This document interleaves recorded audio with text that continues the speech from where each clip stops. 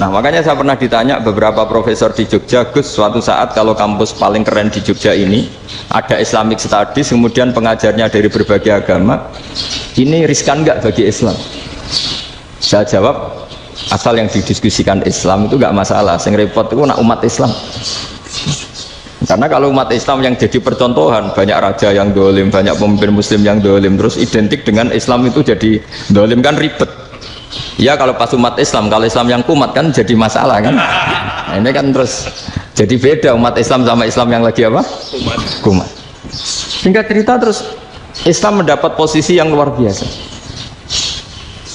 Nah makanya di sini diistilahkan falam makanatil hudnah, ketika ada perdamaian wa amanan nasu ba'dum ba'do, orang merasa aman, itu fatafawadu fil hadis wal munazaah, mereka berdebat. Munazaah itu berdebat, keren mana konsep Muhammad dengan konsep Abu Jahal, keren mana konsep Tuhannya Muhammad dengan Tuhan kita, terus diskusi. Dan mereka akhirnya ikrar, wah yang benar ya Muhammad lah, di mana-mana Tuhan tuh ya sebelum langit dan bumi, di mana-mana Tuhan yang punya reputasi menciptakan, masa Tuhan reputasinya diciptakan, kayak berhala dan sebagainya. Ibadah juga gitu, ibadah wong kafir itu kalau tawaf itu telanjang, ibadah Muhammad santun pakai pakaian, terus akhirnya mereka mulai tertarik Islam. Sehingga saya lihat di beberapa tafsir, saya memang tidak akan ngomong yang tidak serius, ngergani Unisba ben sawangane pemikir serius. Di Quran itu sampai lihat di tafsir Tobari itu ada ayat bal naqzifu bil haqqi 'alal batil fayadmaghuhu fa idza huwa zahid. Qadzafa itu kalau di kamus tak lihat itu takallama bila dalilin. Qadzafa itu ya pokoknya sekenanya. Artinya gini, kebenaran Islam atau kebenaran hak itu kamu taruh sekenanya saja itu tetap menang. Apalagi kamu taruh secara teratur, kamu taruh sekenanya saja itu tetap menang. Sehingga di sini banyak sahabat yang hidup di Cina. Sekarang juga banyak orang alim yang milih hidup di Amerika, banyak orang alim yang milih hidup di Inggris. Dan mereka pede, percaya diri, karena kebenaran itu kamu letakkan di mana saja, itu tetap akan menang, akan menemukan momentum kemenangannya. Misalnya gini, contoh paling gampang. Dulu para peneliti, saya ulang lagi, dulu para peneliti itu ya datang kemana-mana, termasuk Ibnu Battuta, termasuk Ibnu Khaldun, ya semua peneliti itu suka neliti.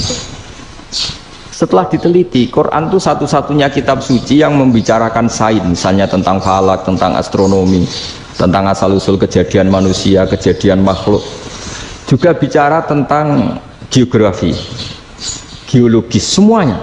Sementara kitab lain hanya cerita tentang mawaid wal hikam wal ibar. Jadi diteliti kayak apa, ada akhirnya hak ini yang menang.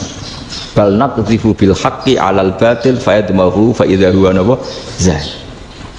Saya berkali-kali cerita, ada ulama yang ahli matematika. Ketika ditanya kenapa kamu suka ngajar matematika, sampai muridnya itu ragu, ini guruku mlebu swarga ta ora, penggaweane mulang matematika. Tapi para muridnya bermimpi bahwa Imam Amudi itu disuruh ngajar para malaikat. Dan itu pede betul ya.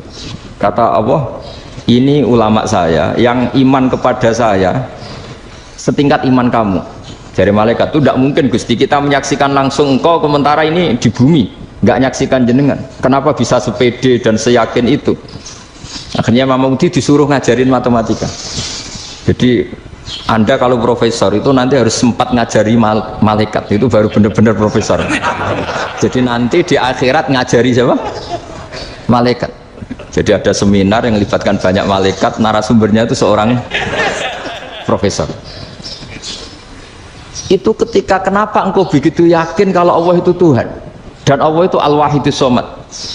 Terus Imam Amudi mulai nulis angka agak beraturan. 2, 3, 4, 5 sampai 1 miliar, 1 triliun, semuanya enggak beraturan. Kata beliau, nisbatus naini wasalasa ila ma la nihayatalaha iku nisbatul far'i ilal asli. Mbok angka sebanyak apapun, 2 dibanding 1 ya far'ul wahid, 3 dibanding 1 ya far'ul wahid. Semua angka yang enggak terhingga pun dibanding 1 semuanya far'ul wahid. Semua angka sebanyak apapun itu cabang dari angka 1. Fakullu hadil awalim far'un minal wahidis somad, yaitu Allah Subhanahu wa ta'ala. Akhirnya malaikat tepuk tangan, iya juga. Jadi begitu juga ada ulama itu ahli gambar. Saya dulu ngaji sama Mbah Mun Al-Husunul Hamidiyah, itu kitabnya itu banyak gambarnya. Dan kali gambar yang ngawur betul, mangga ahli gambar. Saya Apple, atau sempurna lele. Semua gambar bangunan, gambar sapi, pokoknya gambar. Ternyata dia menemukan Tuhan itu dari gambar. Gambar serapi ini atau seruwet ini sama. Gambar rapi sama ruwet itu sama kalau dalam pandangan tauhid. Dimulai minan nuqtah al-wahidah. Kowe cek gambar sing rapi, sing indah, cek gambarmu elek, dimulai dari satu titik. Dan titik ini nuqtatil wujud, yaitu Allah Subhanahu wa ta'ala. Jadi nak cara ahli tauhid gak penting gambarnya api, menang lomba atau ora penting. Butuhe hadis surah ini gambar baik yang rapi maupun ndak adalah min nuqtah dari satu titik. Nah, alam raya sebanyak ini mbok gambar mbok ora, cek mulai Mars sampai Jupiter kabeh semua bentuknya yang banyak ini semuanya min nuqtatil wujud, yaitu dari titik wujud. Ini kok Allah Subhanahu wa ta'ala. Di sini hebatnya ulama-ulama, mbok dia pengajar matematika, mbok pengajar gambar, semuanya dipakai perangkat untuk tauhid.